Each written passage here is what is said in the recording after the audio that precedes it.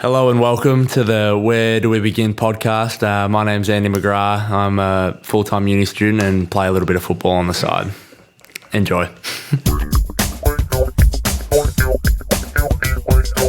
Thank you very much for that, Andy, and hello and welcome to a brand new episode of Where Do We Begin. My name is Harper. My co-host on this lovely, beautiful, brilliant day is Lockie. How are you, Lockie? I'm good, mate. That's a lot of different ways to describe the day. And I think that was the third time you stuffed that up, but we got it eventually, and I'm absolutely superb, Harps. How about yourself, mate? That is brilliant. I am very good. Thank you very much. I'm very, very, very excited to be bringing all you guys this episode with the great man, one of my favourite players in the AFL competition, as a big Essendon fan and as a 17-year-old Essendon fan, one of my favourite players of all time, if I'm honest. Lockie, tell us a bit about it. Geez, I reckon you've had a few cups of coffee, but yeah, he's an absolute legend, Andy, on and off the field. Pick one in the 2016 draft, midfielder, halfback, super quick, super skillful, future captain of the club, and potentially one of the best guests we have had on the show. I'm just super excited for everybody to hear it. Yeah, it's absolutely huge. And I'm really excited to get into it. But before we do get into it, we've got to just give you guys a word of warning. You will really, really like this podcast. And when you realise that you really, really like this podcast, we want you to help us out. Check out our socials, because that really means a lot to us. Lockie, where can people check out our socials? Yep, so you can find us on Facebook and YouTube at Where Do We Begin, and you can find us on Instagram and Twitter at WDWBPod. Yeah, easy as that. WDWBPod, and of course our 3-word catchphrase goes: subscribe, share and support, because those 3 words, if you can latch onto those 3 words and really bring them into your heart and your soul, that would mean a lot to us if you could help us out by subscribing, sharing, supporting the show. But Lockie, we've been rambling on for a bit now. Should we just get straight into it? Let's dive in.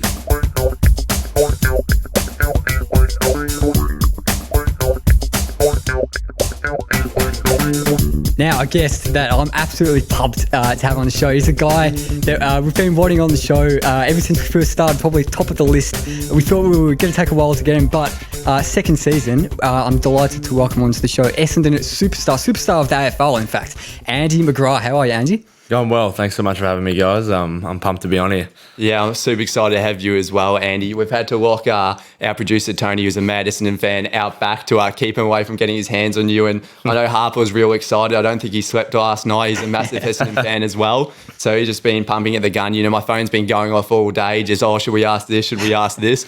So I think he's super excited, and so am I. And I'd just like to start with the real hard-hitting question. How are you going? How's your start to 2021 been? It's been great. It's great to hear there's a couple of Bomber fans around. They're sort of everywhere now. I've learned that pretty quickly, but 2021's been good.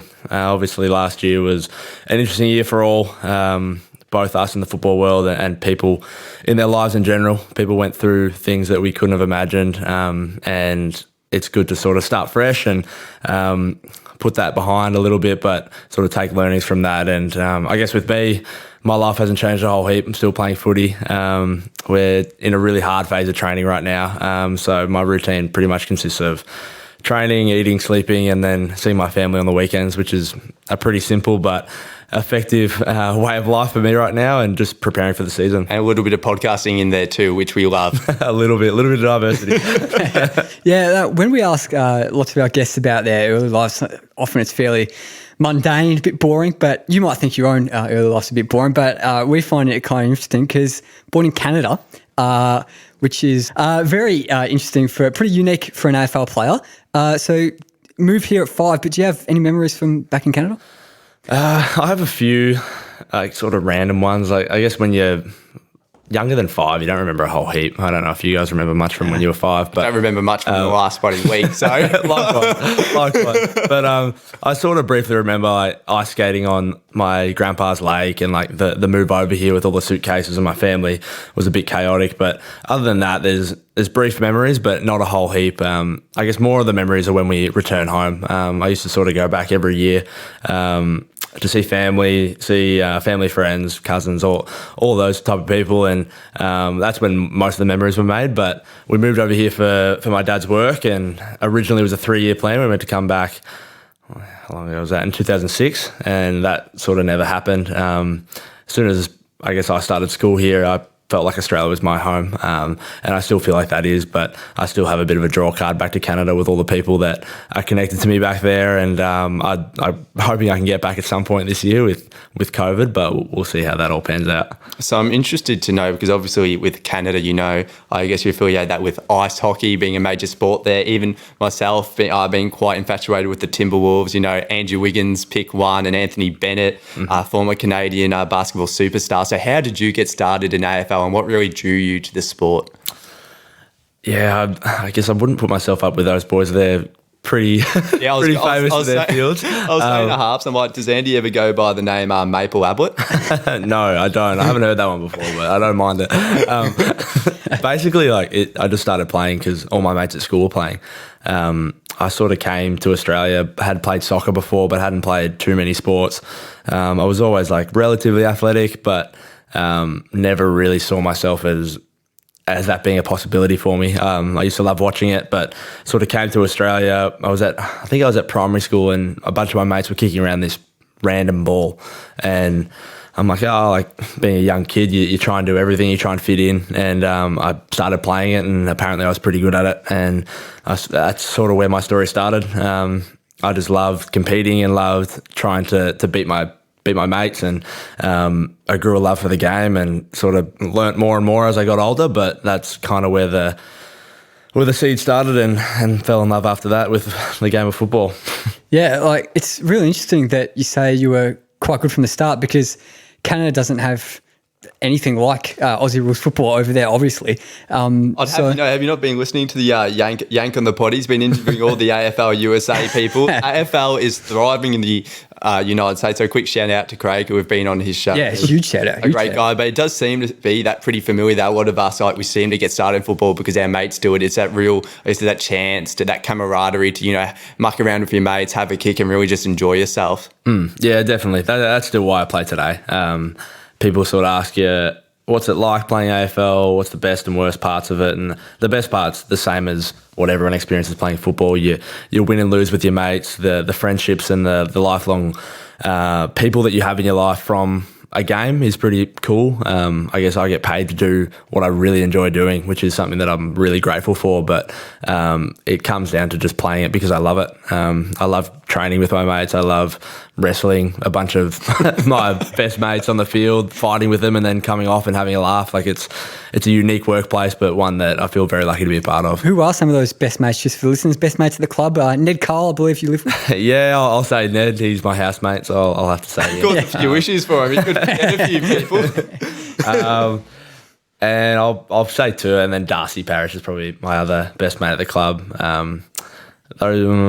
I'll put in Ridley as well. There's quite a few. I could keep going on and on. But there's so many good fellas at the footy club. I guess I'm 22 now, so a lot of the guys are in and around my age demographic, and it's a really cool vibe around the club at the moment with a lot of younger guys mixed in with a few older heads that are really buying into what we're trying to achieve. Do you feel like an older head at all in the club? Because I was having a look through the stats, and I think you've got the 11th most games for Essendon out of current players at the club, and I'm 17. I've been an Essendon supporter my whole life. I don't remember too many people, and from the drafting stage to becoming real embellished into the team, a real star. So are you feeling like one of the older heads now? Yeah, I do a little bit. I feel like I've been around for a long time, even though I haven't really. I guess, like I said before, I'm 22. This is my 5th season, but 5 seasons seems like a lot. And in football, you're constantly in a rush. So I'm constantly trying to get better and trying to make the people around me better. I guess playing, I don't even know how many games I played, almost 80, I think. 78, I believe. There you go. Jeez, Harper on the stat. There you go. I was hoping There's something related to that into the quiz. I'll just foreshadow that. I was hoping you'd know that. Don't let slip that his address to Harps. But I do feel like I can help people through certain things, and I know our game plan off the back of my hand now, and I do feel like an older head in a younger person's body, but footy's a funny thing. I'm 22, but I feel like I'm 30 with all the hits and the injuries you sort of get along the way. But Oh, I'm still loving it. Yeah, it's interesting that you touch on in helping others, because I feel like a lot of things that people, when they describe Andy McGrath, it's leadership and those strong leadership skills. Now, from an outsider perspective, it's awesome to label like what you have great leadership skills, but what do you think that you have in your repertoire that makes you such a strong leader? And like what, yeah. It's never been something that I really thought about until sort of leadership positions get pushed sort of at you. And initially, I guess in year 12 was probably the first one where I was like, well, like maybe I do have an impact on people more than I thought in the past. I was lucky enough to be like the Vic Metro captain, which was very surprising for me at the time. I'm like, wow, really? Like, and they're like, yep, like this is where your peers see you and this is where we see you. I'm like, wow, that's awesome. Like that's a big honor. And then prior to that, I was lucky enough to be the school captain of my school, which was again a big surprise, but something that I think I really grew a lot from it and learnt a lot about myself and about how to interact with people. I guess that's probably the main draw card with my leadership. I can connect to a lot of different people and empathise with a lot of people in a lot of situations. That's kind of my leadership style. I like to be very personable and help people not only with their football or their studies, but their broader life as well. I feel like I can connect with a wide variety of people, and I guess that makes me approachable and comforting to speak to, and hopefully I can impact people's lives in the most positive way I can. Yeah, I feel like that's a very modern approach to leadership, in the fact that, 20 years ago, the leader was a person that would bark orders out on the field, really try to lead by example, try and hip and shoulder the best player and really try and be that, I guess, that alpha male. Whereas now it's about helping your friend. It's being, like you said, approachable. It's being able for them to access you. It's about the new draftee who's walked in, being able to come up to you, one of the senior players, and being able to ask you, like, how can I improve your game? And you just being able to obviously help them, because I'm sure that it would have been a completely different landscape 20 years ago, where it's like, it is quite intimidating approaching like those senior and veteran players. Whereas like now, it's like, as you said, you can connect with people. And that's something that I think I've noticed in my everyday life, that a lot of the people, like whether it's CEOs or stuff, they're people that have great interpersonal skills and somebody that you can really have a conversation with and somebody that you can really connect to, which really, I guess, helps in both the workplace and the footy. Yeah, definitely. I think, like you said, the landscape of leadership and I guess workplaces have shifted slightly. There's still a time and a place to give someone a whack over the head, and like I'm okay doing that. I'm not 100% comfortable with it. I don't think anyone is, but once you have those relationships and that trust between people, it's a lot easier to give them harsh feedback than if you don't have those in the first place. So that's, I guess, how I approach it. Like I'm more than comfortable to give most of the guys at the club like honest feedback and tell them what they might not want to hear if it's better for us and for them. And that happens a little bit less and less now, like you touched on, but it's still present. But I think the bottom line is you have to have that relationship, or people just put their walls up. Yeah, I was planning on asking this a bit later, but might as well ask it now while we're on the topic. I know Tim Watson on SEN, I think in around October, was saying that you should be the captain. Maybe it was co-captain or captain at least next year, or this year now, 2021. Obviously, first year in the leadership group. Is it? Yep. Yeah. Yep. If you got the congratulations. If you did get the captaincy this year, if it was, I guess, thrust upon you, if you got voted in or elected in or however it goes, would you have been ready for it? It's a tough question. I think Dyson's the man for the job right now. He's been amazing in his leadership. He's been a mentor for me ever since I got to the club, and someone who I idolise and look up to. I guess when I arrived at the club, I was a young 18-year-old boy, sort of pinching myself that I'm standing next to and talking to Dyson Heppel. And I think he'll be our captain until he thinks it's ready to pass it on. In terms of me being ready for that role, not a lot in my mind would change if that were to happen. I'm sort of not sure which direction we'll end up heading. And like I said before, Dyson's our captain for the future, and who knows what will happen. But I think being a captain of anything, it's never a comfortable position. Like I touched on before, when I was school captain of our school, I wasn't overly comfortable with it at the start, and I don't think anyone is. There's a lot of pressure. Like I still remember back in my school days, like the school captain got in trouble just because they crossed their legs at assembly because it wasn't a good professional sort of look in front of the school. So there is still pressure even at that school stage. I think you're constantly learning and growing, and whenever you go into a new position, there's an element of uncertainty, and that causes a little bit of stress. And I'm sure that'd be be the case if that were to happen one day. Who knows? But I'm just stoked to be in the leadership group for the first time. I think all three of us are vice captains, so I think that's pretty cool, and something that I'm really looking forward to doing and being a part of, and hopefully positively impacting as many people as I can and getting Essendon back to where we both want them to be. Yeah. You mentioned pinching yourself just there. Are you pinching yourself that you're in the leadership group and how much you've progressed just throughout your whole career, really? Yeah, I guess so. Often, life's so busy, you often don't reflect too much on... Yeah, it is really hard to take that backseat and reflect on what you've achieved, because you're always sort of looking ahead, looking at the next obstacle that you can overcome and the next goal that you want to achieve. It is really hard to actually reflect what you have achieved. Definitely. I think it's a really hard skill to do and something that I'm not overly good at. Like you said before. I think, we're young. It's hard to be really reflective because life's going so fast for us. Exactly right. We're in the best years of our lives, so you just want to keep doing more and more. But I think I'll sort of reflect on it a little bit later on in life when I'm out of football and think, wow, that was a pretty cool achievement. Obviously, I'm very humbled and honoured to be in a group like that with some amazing leaders and amazing people. And I just hope to bring my little piece of input into that group and hopefully guide as many people as I can and galvanise our playing group into a really strong and formidable team for the next 10 years, hopefully. Yeah, definitely. Now, shifting back to the 2016 draft. And sure, you've never been asked about this before. Speaking of pressure, I was saying that I don't think I read an article in my research of you without mention of Andy McGrath was the number one pick in the draft. Like, that tag just follows you everywhere. I'd love to ask a few questions on that. But the first one would be, did you ever feel like pressure being the number one draft pick? And it's hard, I feel like, because I don't know if you do, but it's only natural like to sometimes compare yourself to people taking after you, because it's like, crap, I was the best player at my age when I'm 18. Look at what these other people are doing now. What am I doing? Am I still the best? Like, it must be like it's good, but there is a lot of pressure that comes with that. I guess you could describe in some cases a poison chalice. That's a big word for me. I don't pronounce that was right. a good one. Yeah, it's a great question. And it's something that I've sort of wrestled with throughout my career. And you say to media, you say to a lot of people that it doesn't affect you, but deep down you think about it. Yeah. Like in my draft year, I sort of said, yeah, like I definitely want to go number one, and I still don't regret any of that. I'm extremely proud to have gone at the pick that I went, but you realise pretty quickly that your pick's just where you enter, and the hard work hasn't even started yet. And I reckon probably through my second, third year, first year was pretty comfortable. I came in and did sort of what everyone expected me to do. Won the rising star, you know.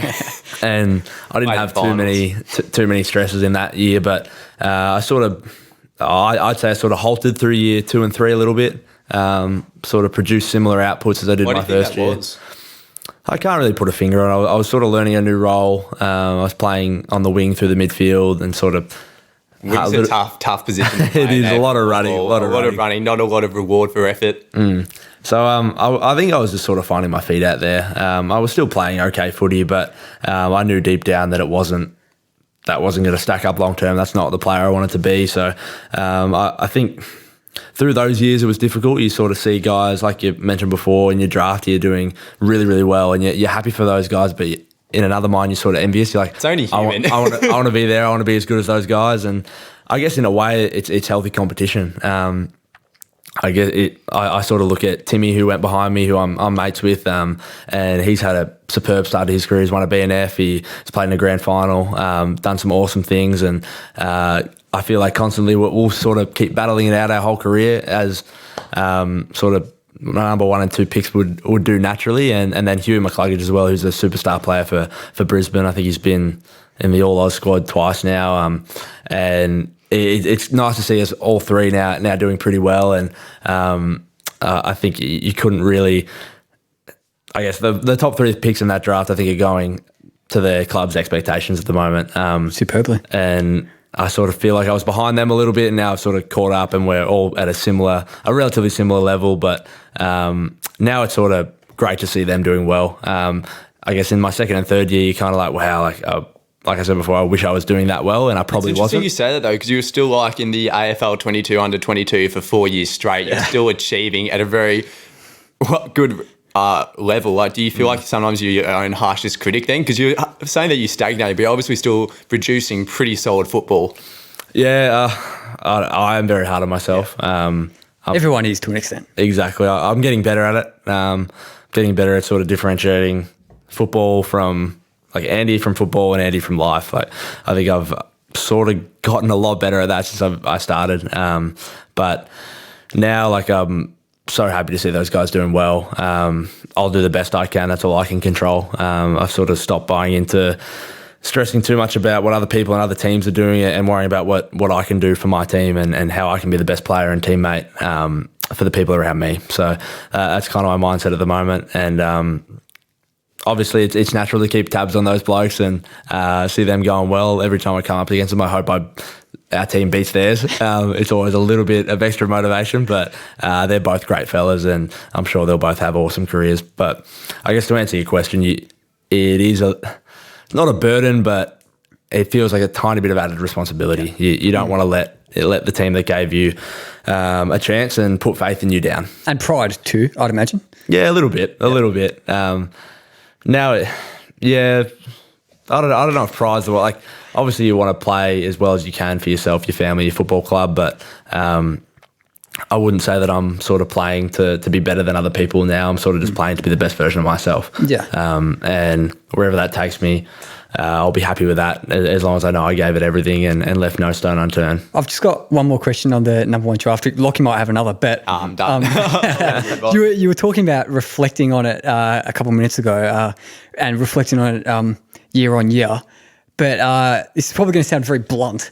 As number one draft pick, it's only because of the drug saga, really. That's why Essendon got the number one draft pick in 2016. Do you think about that at all? Yeah, less and less as the years go on. I probably didn't realise until I came back to the club or I guess I came into the club and realised that a bunch of the boys were coming in for their first day back too. And then probably didn't hit home until I played my first game and all those guys were playing their first game back as well. So it was it wasn't really spoken about too much. I kind of came in right after it, as you mentioned. So I wasn't there through any of it really, any of the sort of ordeal they went through. But it was pretty amazing to see the raw emotion on their face when I think we beat Hawthorn in my first game. Tell us a bit more about your debut, because obviously a big day. I know Harper remembers it. He seems to remember that's probably everything that bloke. But one of my favourite memories as an Essendon fan. I haven't had much over the years, but that was an amazing day. Yeah, it was a special day. I think, obviously, personally, it was awesome to play my debut in round one. 78,000.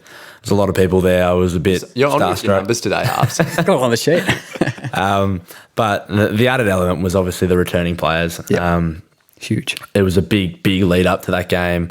I'm not sure how many of the returning players were playing that game, but I remember singing the song with all of them in the middle, as well as myself. So it was probably like 10 or 12 guys in the middle of the circle and then 10 or 12 around the outside. But there were tears, there were smiles, there was a mixture of emotion, but it was very, very special to be a part of and something that I'll never forget. Well, is that probably your number one memory so far, or right up there? I think it's definitely number one. To play your first game in an emotionally charged game like that, and to have your family there, and to, I guess, fulfill a dream that I've had for a long, long time, and to knock off one of the best teams of that era. Hawthorn was strongest side from 2012 to 2016. I couldn't have sort of asked for a more pleasing debut, both personally and as a team. Yeah, awesome. I think you touched on it a bit before, and I wanted to get to it, but you're talking before about with the draft picks, which I don't want to touch on anymore, but about the balance, how you really feel like you've found that balance is both on the field and off the field. Could you please talk a little bit about what that balance is? Because I know we're talking off air, how you're studying at uni, number one ranked student in marketing at Monash. Don't know about that. My teachers would not say that. I'll claim that, but I'm definitely not. A bit of balance. But tell us a little bit about what that balance is off the field, what it looks like for you, and how that really helps you fulfill and succeed on the field. It's another great question, and it's something that not only footballers but people in general struggle with. Like, I guess for me, it is distinguishing my work from, I guess, like I said before, myself as a footballer, Andy from work, and then just Andy. And I guess I've wrestled with that for a few years, and in my early years, I sort of would come home like disappointed from a game and let that filter into my everyday life. And I guess I really just sat down and figured out, we have a club psychologist at the football club, and he works big on a lot on it, like our purpose and who we are as people rather than footballers. And a lot of the time that's intertwined. But I guess for me, it's really leaving work at work as much as I can, and then being me as me outside of work. So whether that's seeing friends, whether that's going to uni, seeing my family, spending time with my family, and doing things that I really love to do that have nothing to do with football. They might overlap at times, but not letting results at work, which is hard sometimes because our industry is so results-based.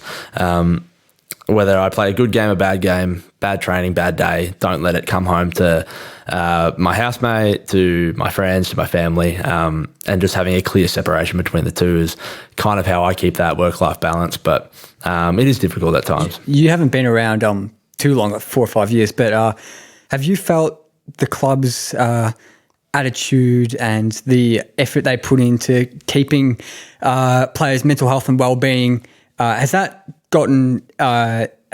been even more of a focus since you started? I'd be interested to know even more if you've noticed more of a change and more emphasis on that, particularly given that the stigma of mental health is definitely lessening over the last couple of years.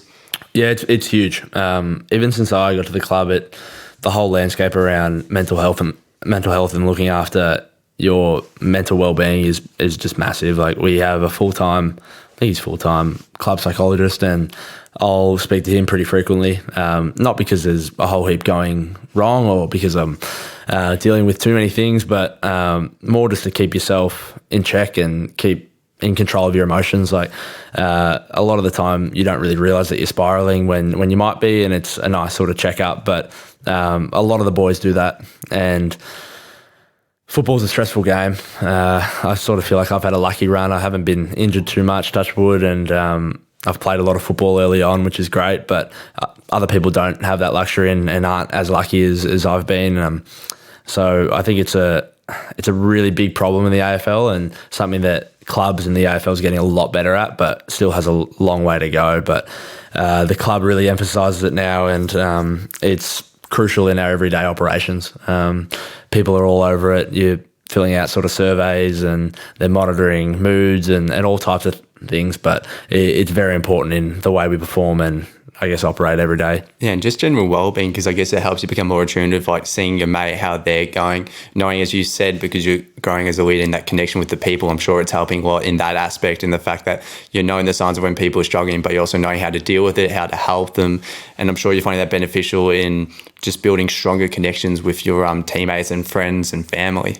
Mm-hmm. Definitely. I think learning sort of more about yourself and your emotions makes you a lot more capable to help other people and see sort of signs in other people. Often it's very subtle, and problems don't have to be completely obvious for it to be affecting someone. And I guess one thing that I have been focusing on this year is trying to be the most optimistic person in the room. And I find that increases my own mood and sort of helps other people who are, we all do it. We all get stuck in sort of negative thoughts and they spiral, but trying to inspire optimism amongst people and make people feel grateful for what they have and not worry about what they don't have. And that's just a little challenge that I made for myself at the start of the year, and I hope I'm going okay at it, but just little things like that. Have you found that? Because I'm sure some people might find that a little bit like being up and about it all the time and all optimistic and always happy. Some people might find that draining. Have you found that? No, you've actually felt that that's improved your general mood. It hasn't been a hard challenge for you, or how have you found? Yeah, it's an interesting question. I'm probably not the most like up and about person all the time, and that's probably not what I'm going for, if that makes sense. Yeah. It's more just being positive in situations. Just twisting sort of certain situations that might be seen as difficult or hard. So if we have like a long training day and boys are like far out, like this is going to be an absolute grind, I'm like, oh well, like it's an opportunity to get better. Like just simple things like that. Just changing the dialogue slightly to growth rather than sort of complaining and I guess denial and making excuses for things when we really don't need to. if that makes sense. Yeah, even for the short amount of time we've known each other, you just making a little comment before it'll come with Essendon, that does inspire a bit of positivity and in myself and Tony back there, I hope. So we'll be thinking about that for a while, hopefully, expecting a grand final win this year after that comment. We'll try. Don't ask for much. Yeah, but there is a pressure from fans, Essendon being one of the biggest clubs, obviously. Mm-hmm. Is that something that is kind of impacts you and your mindset every day, or compared to no offense to GWS or a Gold Coast, do you feel that affects you in your day-to-day life? Not day-to-day, but we feel it just as much as our fans feel it. We're obviously well aware of, I guess, how long it's been since we've won a final, how long it's been since we won a grand final. And we know that. We think about that sometimes. We try not to put too much energy and effort into that because at the end of the day, that's an outcome. We're trying to get our process right first, which it hasn't been in the past. Which is hard and, as you said before, a results-based business. Mm-hmm. Yeah, like your fans want wins and so do we, but there's a lot that goes into winning. And I think now we're really building something that is going to be sustainable for a long period of time. We're putting key pillars into place with regards to our culture, our game plan, simple things like the way we train, the way we approach weights, the way we approach meetings, the way we're conducting ourselves around the football club is taking a big shift for the better. And I think that'll only result in better on-field results. And I guess with regards to the fans, often it seems like, I don't know, it seems like the fans get frustrated at us, but we're just as frustrated with what's going on. I mean, you're doing these long running sessions, you're out there training your ass off, not just this year, it's been the last 4 years. It's like every single session. And 100% every day. Players there's competitors, everybody, they're putting their whole, like, sort of like a lot of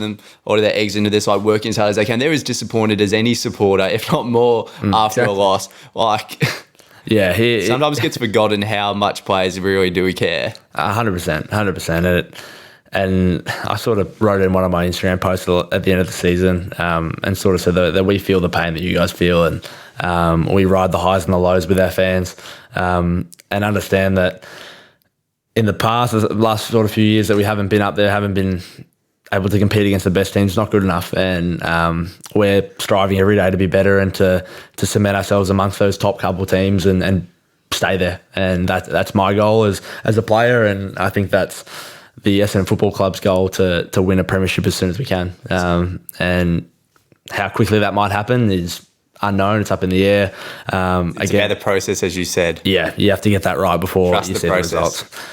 Yeah, it's cliche, but if your process isn't right, you can't expect to win a flag and be consistently good. It is interesting that you mentioned goals, because I know that a lot of people in life and a lot of players, they use, your goals and I guess in helping yourself, achieve in the future. Like, do you use goal setting as a way of trying to motivate yourself, as well as, if you don't mind me asking, for something personal, how do you, use those goals? Do you see them every day? Do you write them into a diary? And I guess, what are your goals for 2021?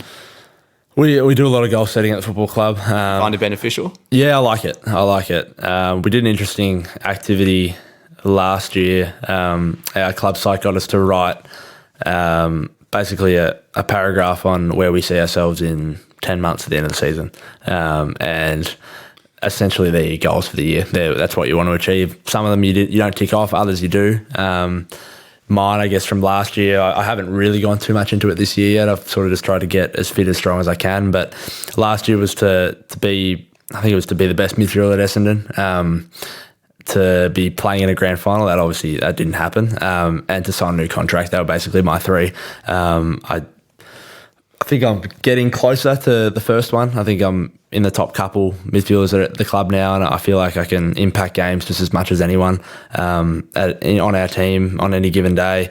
And then I also ticked off the contract one, which is great. But I guess for me this year, just thinking about it now, just want to see gradual improvement in our football club, and be competitive in all games from a team point of view, and really show ourselves, prove to ourselves and prove to our fans that we're heading in the right direction.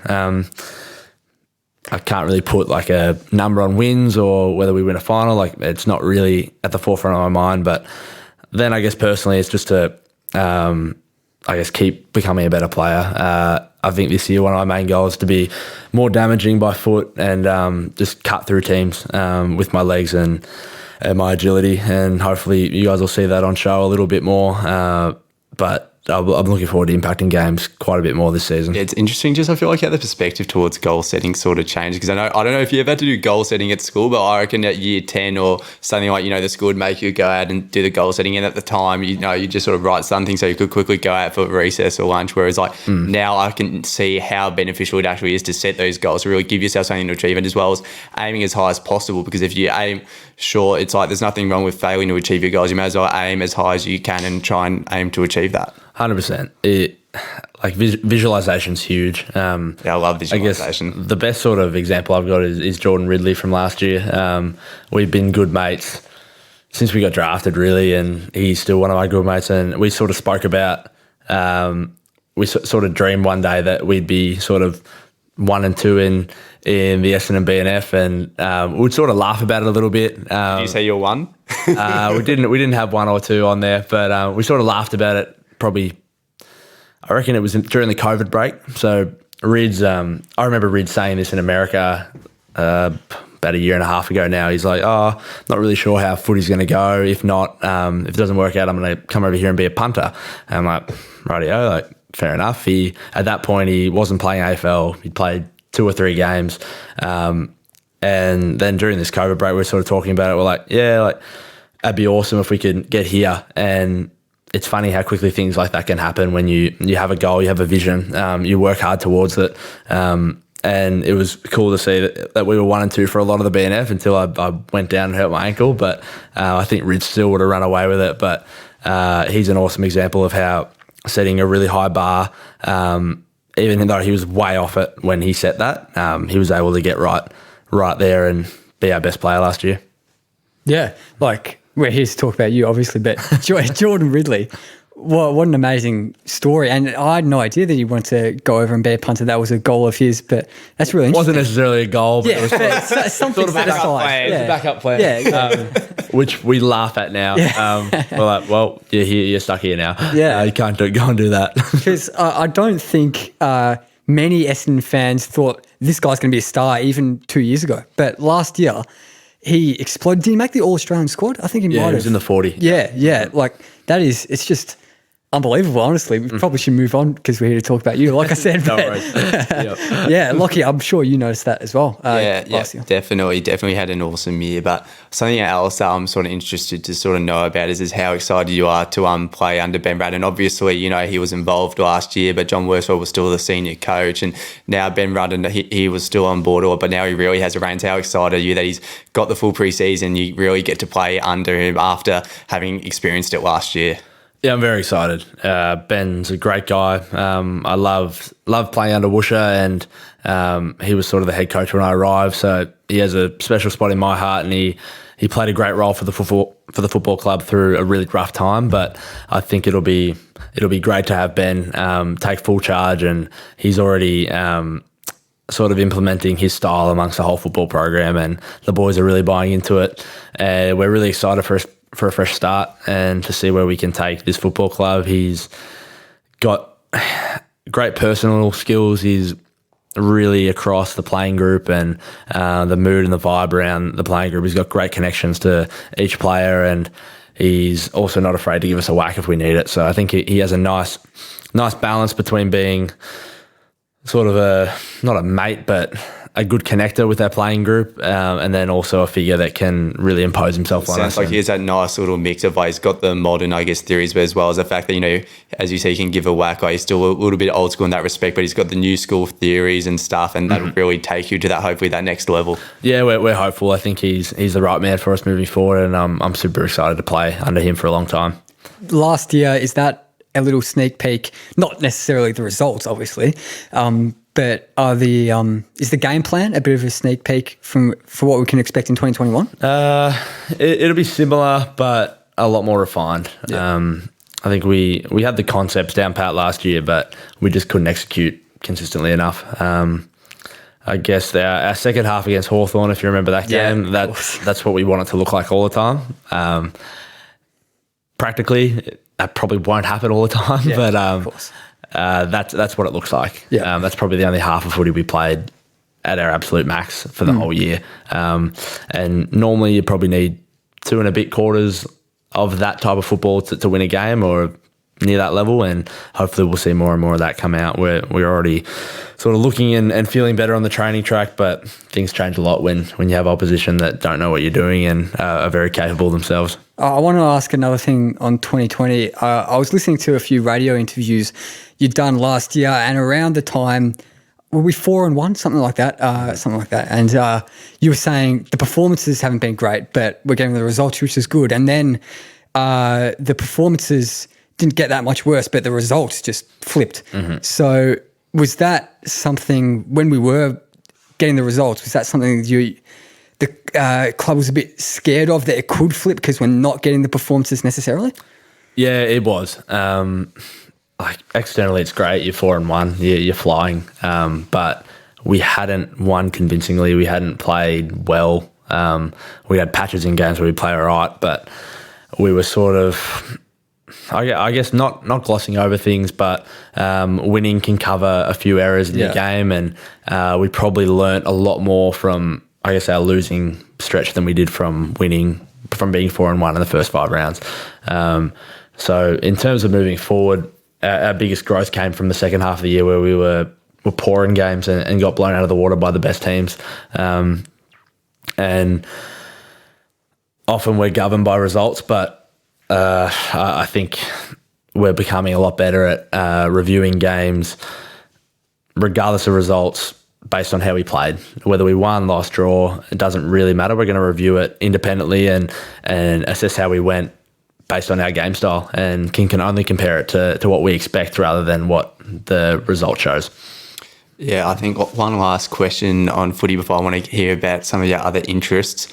But I'd love to know, so 2021, exciting time. You've got that transition period. You have 3 top 10 draft picks. You have a bunch of new guys at the club, people returning from injury. Like, who has been on the track that's been really impressing you out of anybody, and something that you think is really going to be ready for a big 2021, apart from yourself, of course? So a couple of younger blokes.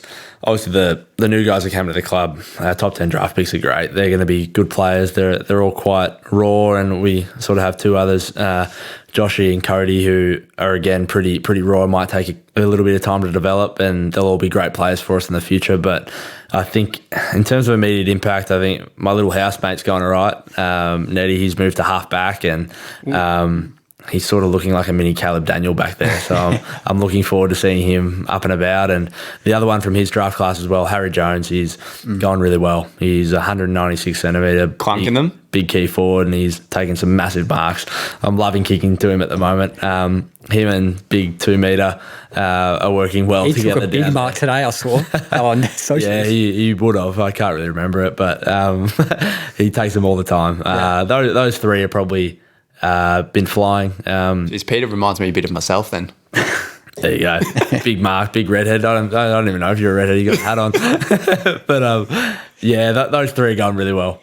Yeah, can we expect a debut from Harrison Jones? Not necessarily round 1, but Andy's not on the coach. do you think he's ready? So. I think he's ready. He's come a long, long way, and in the way he prepares, the way he trains, I think he's well and truly in line for a debut at some point next year or this year. So now we'll talk a little bit about your interests off the field. So I just discussed a little bit about that. I saw that you play the F1 game. I have that game. I'm the worst at it. I don't think I've ever completed a race online. I'm just terrible at it. But you're an F1 fan in general, aren't you? I followed it a little bit. I lost a bit of track this year with the chaotic season. It was kind of everywhere. But there was a big crew of the Essendon boys that watched it religiously. Did you watch the Netflix documentary? Loved it. Loved that. And then went to the F1 a couple of weeks after I watched that, and I was hooked. Yeah. So there was probably 5 or 6 of us that would talk about it all week. We had like an F1 fantasy league going. There was plenty of bandwagon sort of stuff going on, but I'm no good at the game either. Yeah. It's so hard. I always go as Williams Racing because I want to try and get them to win, but yet to achieve it. No, it's an impossible game. Yeah. Is that the main sport you're into as a fan, or you talk about soccer a bit? Your brother, obviously, soccer player, Premier League, A-League, anything like I'm that? not huge on soccer. I love watching my brother. Yeah, of course. That's probably the only soccer I really watch. So I'll watch a bunch of his university games, which I'm really excited about. But my probably second favourite sport's the NFL. I love football. I only really got into that the last... Yeah, he's got a Super Bowl shirt on. But I only really got into that probably about 18 months ago when I went over there and watched a few college games and watched a couple NFL games in a better time zone. So I love that. In terms of teams I support, I don't really have a team. I love Joe Burrow from college, so I think I'm going to jump on the Bengals, even though they're horrible. But yeah, I love the NFL. Yeah, that's good. And am I correct in saying your brother was at the Victory for a bit in the academy or NPL? Yeah, he played at Victory, then he played at Oakley for a little bit, and then got a scholarship to go play in the States. So he's at George Mason University now in Virginia, and he's been over there for about 2 weeks, and it's freezing cold for him now. It's below zero. Half his team has COVID, but he's going well. He's going well. So what else does Andrew McGrath do to keep himself busy away from football? I go to uni, like we mentioned before. I study business at Monash. I'm definitely not the number one student. I'm nowhere near it. I sort of go in, I keep my head down a little bit, meet a few people. A lot of the people in my class are a lot younger than me, so it's different. I enjoy going in there and meeting people and many people that have no idea who you are. They sort of treat you as every other student, and I love that part of it. What else do? I like playing golf. I'm not very good at it again, but a few of the Essendon boys like playing it. Sort of mid-rank in, I guess, the Essendon standings, but I like getting out there, and then I love spending time with my family. They're sort of my number one supporters and always have and will be. Number one supporters apart from Harper. There you go. You might be second to us. My mum will pip you on that one. But yeah, I love getting home as much as I can. They don't live at home anymore, but they're 15, 20 minutes down the road, and I'll get back as much as I can and love sort of hanging out with them. I think my parents need a little bit now that no one's at home. My sister's moved out, I've moved out, my brother's on the other side of the world. So give them some love as much as I can. All right. Well, now I reckon it's time that I know Andy's been waiting for, the famous quiz. We've got one question before, our final question that we always ask before the quiz. Yes, remember, we haven't done a podcast for a while, like he's forgetting. We always ask, get a bit deep. Have you got a life philosophy? Any quotations or just a mantra philosophy that you live by? Not a like. I wouldn't say it's a quote, but we work on. Talked a little bit about the club psych and our purposes as people, and I guess I sort of we go through this whole process to find your purpose, and my purpose is to inspire through courage and kindness. So that's kind of how I live my life every day. I try and impact people in a positive way through my actions and the way I treat them. And I think that sort of sums me up in a nutshell, that little phrase. But that has sort of evolved a little bit in the last couple of years, but that's where I'm at right now. Good thing to live by. Lucky Joe, throw the quiz over to me and now, again. Now it's time for the reason that Andy came on the show. It's for the quiz. Of course. See where this goes.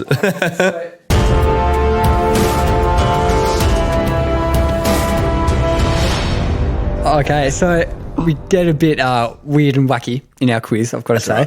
Right. We've got 5 questions, and they've all got some vague connection to you and your career and your life. Okay. It's not something like, what number did Andy McGrath wear for Brighton Grammar? It's a bit... Do you know that, by the way? Do you know that one? No idea. What was it?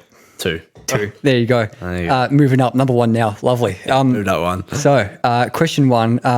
This isn't the question, but what city did you grow up in Canada? Mississauga. Okay. Yep. So I did a bit of research into Mississauga. Seems like a very nice place. Apparently, according to Wikipedia, it's very diverse. Lots of South Asian people there, Indians, Pakistanis. So I can tell you that 23.2% of Mississauga's population is South Asian. And I had a look at some of the Indian restaurants in Mississauga. Yep. And the number 1 Indian restaurant on TripAdvisor in Mississauga is called Masala Bites. Had a look at their menu. I went really deep into this question. Had a look at their menu. It features a whopping 8 dishes. I wish we had the camera on Andy right now. His face is just... It's got 8 dishes that have paneer in it. So can you just tell me what paneer is? Mate, I have no idea. Not big into your Indian food? I do like Indian food, but I couldn't tell you what paneer is. Lockie, do you want to have a crack? It's you against Lockie, by the way. I don't think I mentioned that. It's not a spice. And do you want to have a crack at what paneer is? It's in 8 dishes on the menu. Big into it in Mississauga. I feel like it's a vegetable of some sort, but It's not a vegetable. No. It's kind of like cottage cheese. cheese. There you Not go. know that. It's very There you nice. go. I'll- Learn something new every day. I would recommend I wouldn't search cheese that to the level that you did just then, but each their own. You go. We'll go question 2. It's 0-all. Question 2 is closest to the pin question.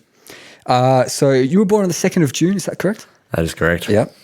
So I can tell you another event that happened on the 2nd of June, nearly as momentous as you being born, was Queen Elizabeth II being coronated in Westminster Abbey on the 2nd of June of which year? It's closest to the pin. What queen was it again? Queen Elizabeth II, the current queen of the UK. Wow. Right, she got crowned.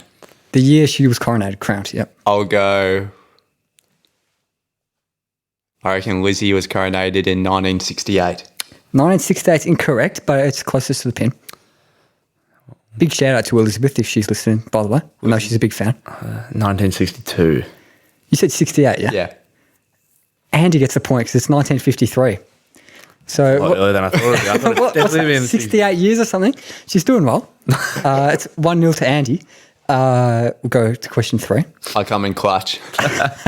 So question very 3, of difficult. course, your debut, 25th of March, 2017, my birthday, incidentally, as well. Wow. Good day. Yeah, great day.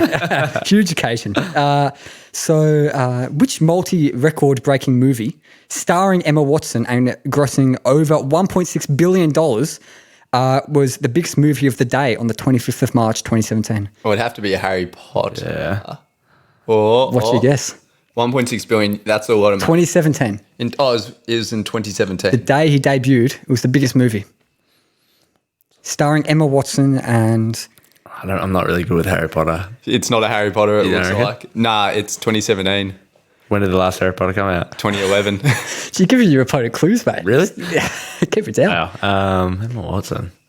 Do you want to have a crack, Lockie, while Andy's thinking? You got any idea? I'm hopeless. My housemate would know this like that. He's Oh. really good with his movies. No, Phone a friend. Yep. Lockie, no do you idea. want to have a crack? Andy seems a bit stumped. 27. Level of scores. Nah, Beauty and the Beast. I wouldn't have got that. I wouldn't have got that either. You got that? Well, there you go. Oh, it's a very big movie. I haven't seen it either, but there you go. Well, that's good to know. Was she definitely in it? So, yeah, Andy's still 1-0 up. Question 4. So, as we mentioned before, you've played 78 games. Yep.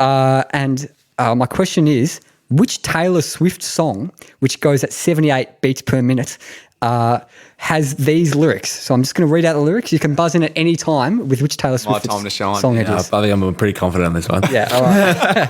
Okay. Okay, I'll read out the lyrics to this Taylor Swift song. Mm-hmm. Once upon a time, a few mistakes ago, I was in your sights, you got me alone. You found me, you found me, you found me. I guess you didn't care, and I guess I liked that. And when I fell hard, you took a step back. Without me, without me, without me. You can buzz in at any time. And he's long gone when he's next to me. Got it. I knew you were trouble. Absolutely correct. Bang. 2-0 up. Lovely. You a big fan of I Taylor had Swift? no idea. No, I was singing it in my head. I got it as you were doing it, and I was kind of going faster than you were reading. I was trying to ignore what you were saying and trying to get going the song. through to the chorus. Yeah. I needed the chorus. Yeah, I was just about to get to the chorus. So, anyways, 2-0 up. But our last question, Lockie's still within a shot because I know you've listened to all of our episodes and you'll know that our last question is a who am I question. Okay. So I'm going to go down from 5 points all the way down to 1 point with a series of clues about who I am, obviously. And once you've buzzed in, you can't buzz in again until the other person gets it incorrect. Okay. So I'll start with a 5-point clue. A world-class athlete. I was born on the 2nd of June, 1989, in my country's most populous city. I'll go to the 4-point clue. A bit tricky there. 1989 athlete. Okay. For 4 points, I have dual British and Australian citizenship, And most of the domestic teams I've played for have been from these two countries as well as India. I'll move it on to the 3-point clue. In 2015, my country lost the Ashes series. And I also became the youngest person to win the Sir Garfield Sobers Trophy. I don't know what that trophy is. Lachlan. So he's 31 now. Yep. So we're turning 32 this year. Yep. And it'd have to be Steve Smith. Steve Smith. If you get this, you've won. Steve Smith is absolutely correct. Well done. It's nailed it. Well done. Well done. That's a good comeback from That you, is a Lockie. good- Well done. We've got clapping from the That's very producer's well done. little shack back there. Well done, mate. Same birthday as you. There you go. There were quite a few people with the same birthday as you, incidentally, which is very interesting to know. Of course, good great close. quiz, Andy. I'd just like to thank you for coming on, mate. It's been an absolute... One more thing, Lockie, before we go. Jeez, I've jumped the gun again. I thought you were going to brag for the win there. I thought you... He will be for the next few months, I believe. Well, you got one right and it was worth 3 points. We're introducing a bit of a new thing. This might be the first episode you hear it in, depending on when we release all these episodes for season 2. But we're getting our guest to plug a bit of a charity, be a bit charitable. So it might be a charity that's close to their heart or any particular charity that it would be great if our listeners could donate to. So, Andy, have you got a charity that you would like to promote and give a shout out to? Yeah, definitely. I do a bit of work with 2 sort of charities at the moment. The first one I got involved in is called the RCD Foundation. It's a children's cancer foundation. A boy from my school his younger sister is in my year level, passed away tragically in year 11, I think it was, from brain cancer, and his family sort of put together this foundation. And as soon as I got drafted, the mother, Liz, came over to me and asked if I wanted to be an ambassador, and I said yes in a heartbeat. So they do a lot of great work with regards to studies, to giving money to families that are struggling, and they do a big run called Connor's Run every year. It's a big draw card for their foundation, and I guess I'll give them a plug and love doing work with them. And then the other one is very similar. Again, a cancer foundation called My Room. I'm sure you would have heard of the telethon that they do sort of every year through the AFL, and a lot of high-profile people from around Australia get involved in that one. And I just think it's a great... I guess as football players, we have a great platform and can reach a lot of different people, and I guess to inspire both people who aren't doing so well and people who are to give and to give back is something that I love doing. So My Room and the RCD Foundation, they're doing great work, and get behind them. Yeah, we'll give a plug to their websites and all their socials in our outro of the show. But I think that just about wraps us up. Thank you very much for coming on. Thank you so much, Andy. Really Thank you very much, guys. It was a blast.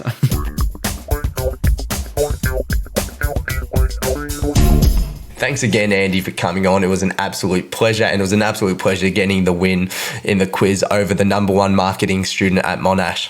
Yeah, of course. And I know you'll be bragging about that one, Lockie, for the next 3 years, just like I'll be bragging about the fact that I had Andy McGrath on my podcast for the next 3 years, or maybe even a lifetime, because that was a real honour having him on the show. And just like it always is, but especially being a big fan of the Bombers, it was really great to have him on. But we'll get to our segment that we always do in the outros of this season 2.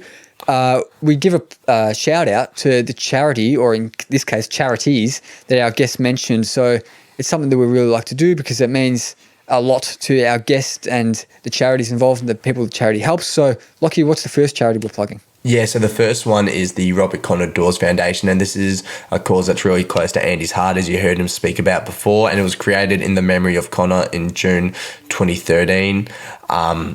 They try and support by contributing funds to help with the research of brain cancer in Australia, offer care to families by organising and funding rehabilitation therapies and offering home assistance. They're also trying to develop and inspire the next generation of brain cancer practitioners and researchers. It's a really awesome cause and something that I think our listeners, and I know they will really get behind.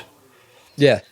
Indeed. And if you want to donate to them, you can check them out at rcdfoundation.org. That is rcdfoundation.org.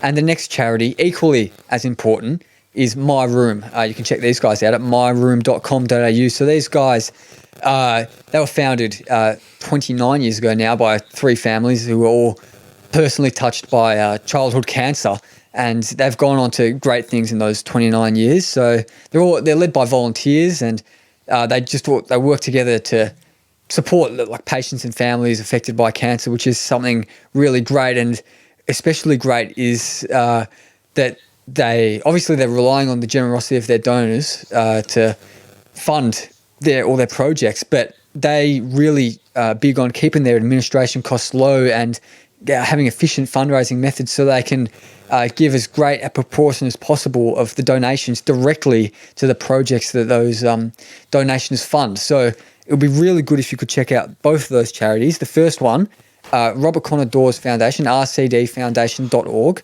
Second one, myroom.com.au. So if you can spare any change, I know it's a tough time for a lot of people out there with the pandemic at the moment, but if you could spare, even if it's just $1, even 50 cents, every single cent counts. So it would really mean a lot to everyone involved with the charities and the podcast here at Where We Begin if you could help out those charities.